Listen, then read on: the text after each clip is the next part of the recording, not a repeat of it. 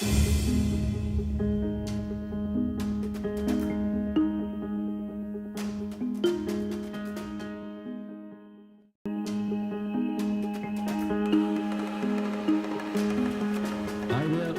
Scott of the Scottish Resistance. We're down in Kirkbean today to remember John Paul Jones. This was the man that led the American Navy during the American Revolution.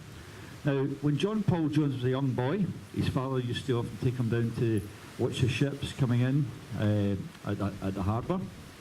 By the age of 17, he got an apprenticeship on a ship.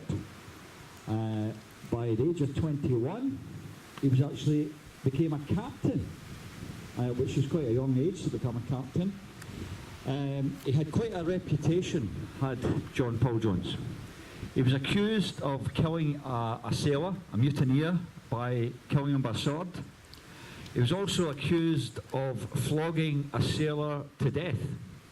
So to escape this bad reputation, he actually changed his name from John Paul, which it was originally, to John Paul Jones.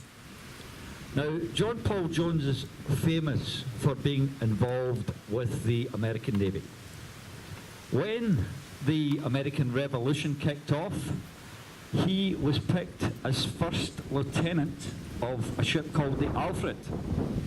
And he was involved in many, many battles in behalf of the American Navy against the British fleet. What the British did not suspect is that John Paul Jones would come all the way over here to attack the coastline over here. They didn't think that would be possible, because what was actually happening on the other side of the Atlantic, British ships were actually attacking the shorelines of America. And believe it or not, the song, the Star Spangled Banner, is to do with that. There was a fort called Fort Henry on the American coast, and they had a flag flying from it, the American flag, and the British fleet moved towards there, Fort Henry, and told them to remove the flag or they were going to continually pound that area until it came down. But what actually happened, guys, was that although the British fleet all night attacked that Fort Henry and pounded it, one soldier after another with the Americans held that flag. And if you listen to the song, the Star Spangled Banner, you will hear the words, but the flag was still there. And that's what that refers to, the fact that they held that flag despite the pounding they were getting from the British. Now, when John Paul Jones came over to the British Isles to attack, he attacked the east coast of England, just near where Scarborough, it was round about Flamborough. A great battle took place there. There was about 40 ships in the British fleet. John Paul Jones had a much smaller fleet of ships. He had got a ship from the French, and he'd actually changed the name of it to the Bonhomme Richard. He revamped it, made it into a battleship, and this was his main ship during that battle that took place just off the English coast.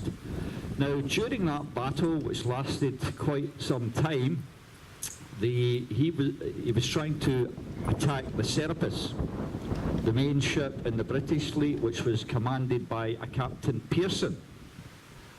During the battle, the Bonhomme Richard, which the ship that John Paul Jones was on, was hit many times, and it got to the stage where it started sinking. The captain of the Serapis, Captain Pearson, ordered that he should give up, and the words that came back from John Paul Jones is, "I have only just begun to fight." So he continued to fight on against a much greater British fleet, and believe it or not, eventually the captain of the Serapis, Captain Pearson, actually lowered the colours and surrendered to John Paul Jones. John Paul Jones was victorious. He took on the British fleet, much bigger fleet, and defeated it. and he took over the service, and the following day the ship that he was on, the one on Richard, actually sank just off the east coast of England. Now, what we've got to remember is that this guy was a Scotsman. Scots have a great reputation for going overseas and doing great things. He had quite a reputation, as I say, but he did a great thing, and he became leader of the American Navy, and he's much respected by the Americans even to this day. The father of the American Navy. He was also given a gold sword by King Louis XVI of France, and he was much respected by the people in Holland. Even to this day, apparently Dutch children sing a song all about that good fellow, John Paul Jones. So he's respected just about everywhere apart from England. Anyway, that's all I've got to say about John Paul Jones. Anybody else want to say a few words?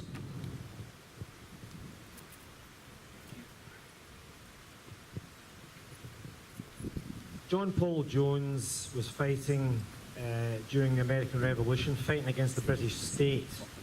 And he was fighting an empire, the British Empire. And the courage that he had and the fact that he fought so bravely, we've got to take forward that bravery and that courage of John Paul Jones, a Scotsman, to today. The fact is that today we are living again with the British state going on Monday tomorrow is going to basically vote through £205 billion worth of Trident missiles to be outside Glasgow, just outside Glasgow. The fact is that we in Scotland have got to fight to oppose that. The increasing of 4 submarines up to 15 submarines. Weapons of mass destruction, weapons of mass murder, weapons of mass incineration. The fact is, who is the enemy? We don't have an enemy. This has just been used as an expensive plug for Britain when it goes to negotiate worldwide, to give Britain basically prestige at the negotiating table. The fact is that we have masses of poor people living in our country. We've got 890,000 people living in Scotland, living in absolute poverty. 220,000 of them are children. Children living in families with not enough to eat and not enough to heat their homes. We have 19% of our children in schools suffering from malnutrition, according to the teachers who reported it to the EIS trade union at the end of last year. The fact is we do not need this weapon of these weapons of mass destruction. What we should all be doing is essentially campaigning to get rid of Trident altogether, not just renewal of Trident, get rid of Trident altogether. We want a nation built on welfare and nurture and compassion, not on warfare, aggression and killing people. So what I'm saying is that we can only achieve that by the Scottish people coming together to campaign over the next 2 years for an independence referendum to win Scottish independence, and that's the only way we're going to get rid of Trident. It's the only way we're going to get rid of Trident and spend the money on healthcare, spend the money on education, spend the money on welfare, spend the money on our citizens of our country in a country where social justice is the norm and where compassion is the norm and redistribution of income and wealth is the norm, where all our citizens are cared for and all of our citizens get a life chance to live a decent life. And we need to get rid of Trident. So that's why I'm saying today that on Wednesday, the 20th of July, we are departing from Glasgow at 8:15 in the morning. We're meeting at 8:15 at Buchanan Street bus station to go through to Edinburgh, to the Scottish office, to the Tories propaganda ministry HQ in Scotland, where it has no power except to undermine independence and basically champion the union. And what we're going to do is go to 1 Melville Crescent at 11:30 to protest outside Theresa May's propaganda ministry in Scotland, and to also say that the Secretary of State, David Mundell, has no mandate for Scotland. We're saying no to welfare cuts, we're saying no to Trident, and we're saying yes to Scottish independence. So come and join us on Wednesday at 8:15 at Buchanan Street bus station. And if you live in Edinburgh, in the east of Scotland, come to 1 Melville Crescent for 11:30 for the demonstration. It's an open microphone. Anybody is allowed to speak. Anybody can speak. That's what the Scottish Resistance is all about. It's about total democracy and total freedom and the love of our country here in Scotland. As John Paul Jones fought against oppression, we are now fighting against oppression here in Scotland. Thank you.